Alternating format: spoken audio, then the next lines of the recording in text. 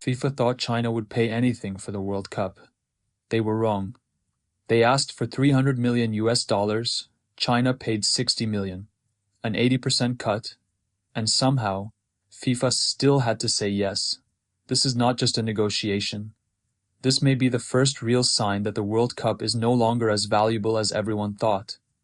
For decades, the World Cup was one of the safest money machines in global media.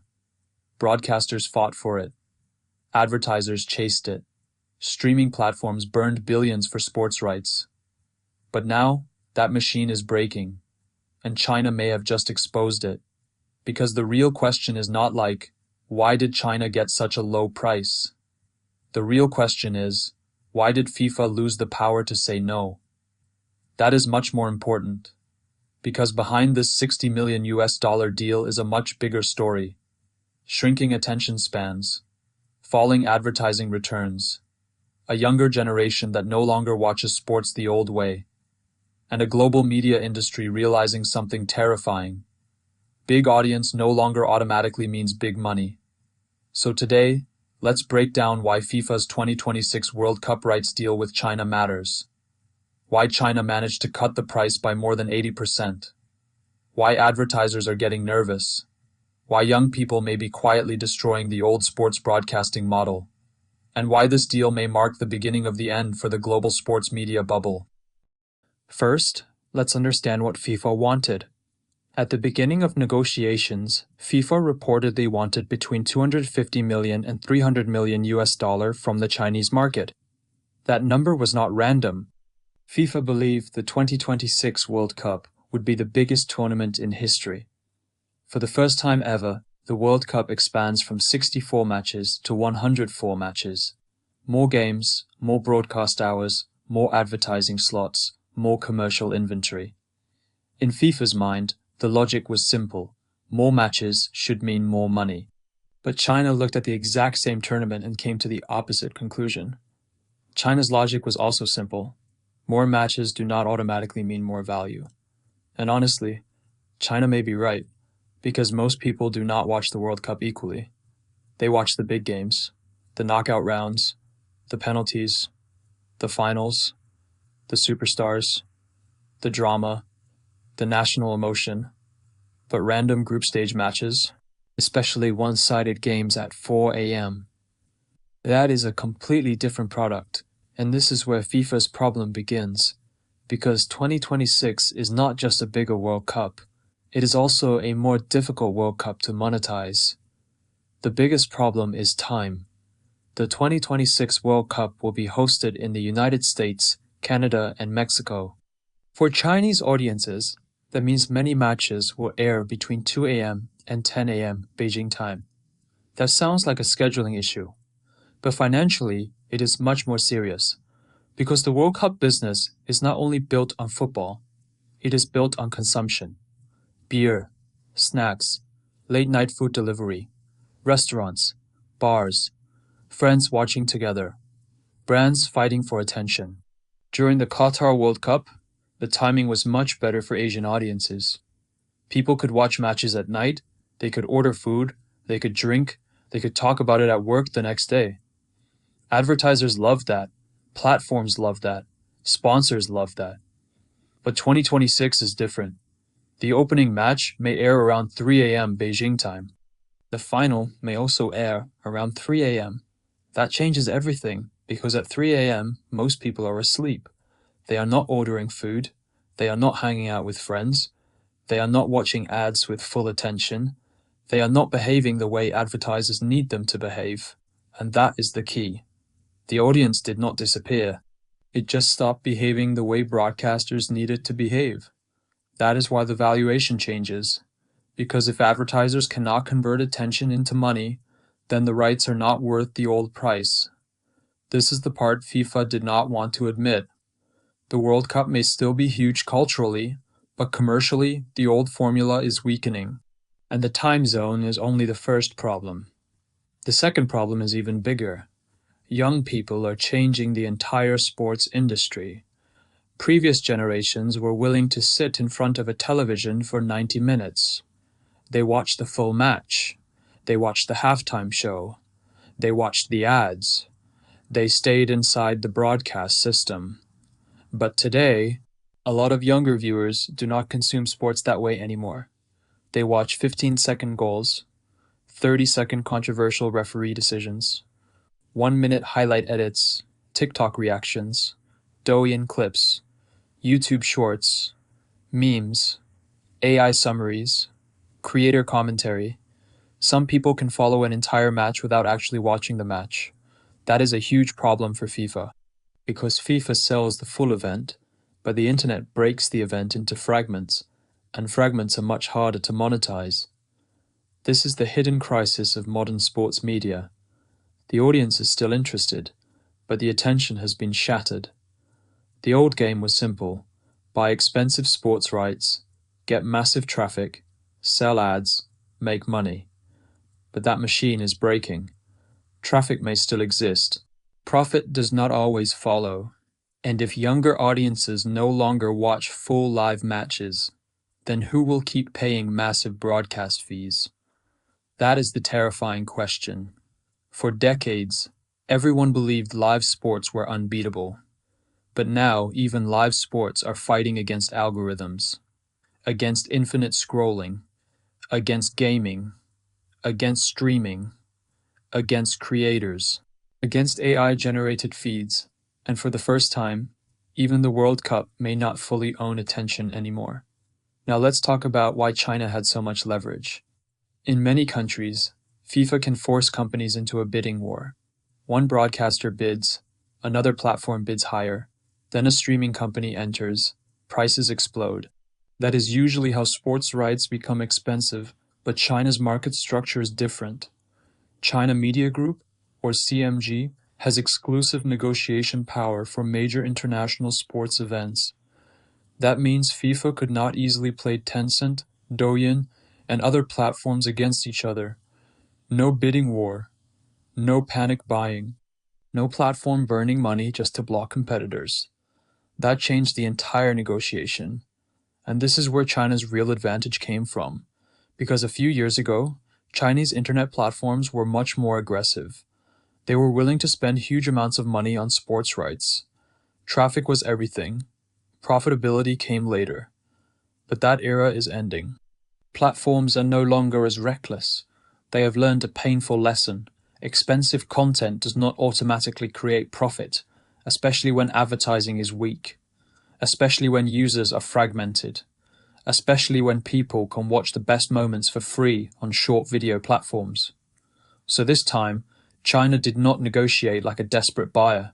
China negotiated like a rational buyer, and that completely changed the power balance.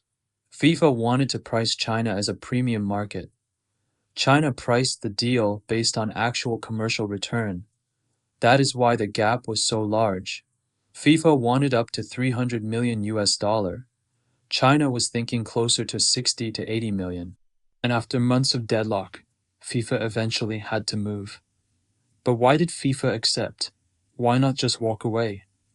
Because FIFA also had pressure. A lot of pressure. The 2026 World Cup is supposed to carry huge revenue expectations. Broadcast rights are one of FIFA's most important income sources, and globally, the media environment is getting harder. Advertising markets are softer. Media companies are more cautious. Streaming platforms are cutting costs. Consumers are spending more carefully. And then FIFA saw another warning sign: India. India is also a massive population market, but expected World Cup rights revenue there reportedly came in far below earlier expectations. That sent a very clear message. Population size is not the same thing as monetization power. This matters because China is also a huge population market. If FIFA failed to close the China deal, the damage would not just be financial, it would be psychological. It would tell the entire world that even the biggest markets are no longer willing to overpay for World Cup rights. That would weaken FIFA's pricing power everywhere. So FIFA had a choice: hold out for a higher number and risk a bigger failure, or accept a lower price and protect the broader commercial system. In the end, FIFA chose the second option. That is why the $60 million deal matters, not because the number is small, but because it shows FIFA had less leverage than before. But there is another layer to this story. China's national football team is still weak, and that also affects the value of the World Cup in China. This is uncomfortable, but it matters. When a national team qualifies for the World Cup, the event becomes more than sports. It becomes national emotion, national pride, social conversation, a reason for casual fans to care, a reason for brands to spend more money. But without China's national team, the emotional ceiling becomes lower. Hardcore fans will still watch, but casual fans are harder to activate, and casual fans are where the biggest commercial value comes from. They buy the snacks, they join the conversations. They watch because everyone else is watching. They turn a football event into a national event. Without that emotional anchor, the World Cup becomes more niche, more professional, more dependent on global stars like Messi, Mbappe, and other superstars. But that is not the same as having your own country on the field. And FIFA knows this. Advertisers know this. Broadcasters know this. That is another reason why China could push back. Because the commercial ceiling of the 2026 World Cup in China is not as high as FIFA wanted it to be. But here is the ironic part. Even though China's football team is not strong, China itself is becoming more important to FIFA, not less, because China is no longer just an audience market.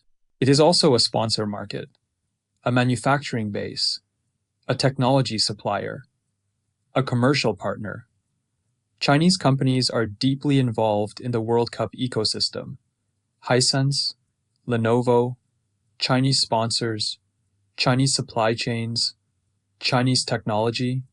So even if China is not winning on the football field, China is still playing a major role in the business of football. That is the contradiction. China is not a football superpower, but China is a commercial superpower inside global sports, and FIFA cannot ignore that. This is why the deal eventually had to happen. China needed the rights, FIFA needed the market. Chinese sponsors needed domestic exposure, and ordinary viewers still needed access to the tournament. So the final number became a compromise. But this compromise revealed something much bigger. The old sports rights bubble is being repriced. For years, sports copyrights were treated like guaranteed premium assets. The logic was simple. Sports bring attention. Attention brings advertisers. Advertisers bring money. So sports rights should keep getting more expensive. But now, every part of that logic is being challenged. Attention is fragmented, advertising is weaker, young audiences are changing habits, platforms care more about ROI, and short video creators can capture huge attention without owning official rights. That is why this deal feels like a turning point. It is not just about whether FIFA got a good price, it is about whether the entire sports media economy is entering a new era, an era where hype is no longer enough, an era where population is no longer enough, an era where owning the rights is no longer the same as owning the audience. That is the real change. The old winners owned distribution, the new winners own attention, and the next winners may own habits. That is why this $60 million deal is so important. It is not just a discount. It is a signal that even the World Cup has to prove its value again. So maybe China did not just negotiate down a football contract. Maybe China exposed the weakness of the entire old media model. Because the real crisis is not that people suddenly hate football. They do not. The real crisis is that people no longer gather around the same screen in the same way. There was a time when the World Cup could bring billions of people into one shared global moment. But now, attention is broken into pieces. TikTok, YouTube, Netflix, gaming, streaming, AI feeds, short videos, creator clips. Everything is fighting for the same human attention. And for the first time in decades, even the World Cup is no longer guaranteed to win that fight. That is why FIFA had to compromise. That is why China could push the price down. And that is why this deal matters far beyond football. Because the biggest battle in media is no longer about who owns the content. It is about who owns the habit. For the last 50 years, the most powerful media companies owned the screen. For the next 50 years, the winners will own the behavior. And this deal may be one of the first major signs of that shift. So what do you think? Did China make a smart move by forcing FIFA down to 60 million US dollar? Or is the World Cup still one of the most undervalued assets in global media? And more importantly, do you think younger generations will still watch live sports the same way previous generations did? Or has the short video era already changed sports forever? Comment below. I read everything. And if you enjoy deep dives into global business, media wars, sports economics, and the hidden financial shifts behind major headlines, subscribe. Because over the next decade, the biggest business war may not be over oil, it may not even be over AI. It may be over something much more basic, human attention.